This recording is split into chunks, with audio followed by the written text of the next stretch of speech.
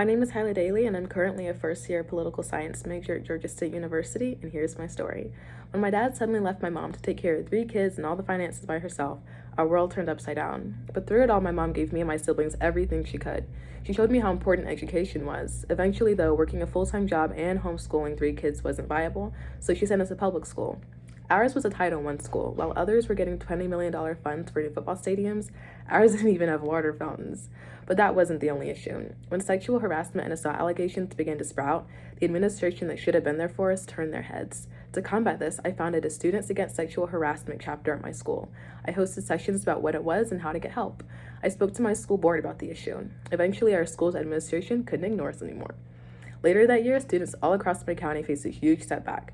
The school board gerrymandered our map so that marginalized communities were cracked, diluting their voting power. I became a plaintiff in a lawsuit with the Southern Poverty Law Center, encouraging others to take action against the county. I published an op-ed about my story in the Atlantic Journal-Constitution. That fall, my county tried to take away representation from communities once again by removing all of the on-campus voting locations. However, my friends at the Georgia Youth Justice Coalition fought back and got back the locations. Then we got to work canvassing. I was hired as a civic leader with 18 by vote. I organized and led high-traffic canvassing, hosted registration drives and voter information sessions, and spoke at events about the importance of youth voices in elections.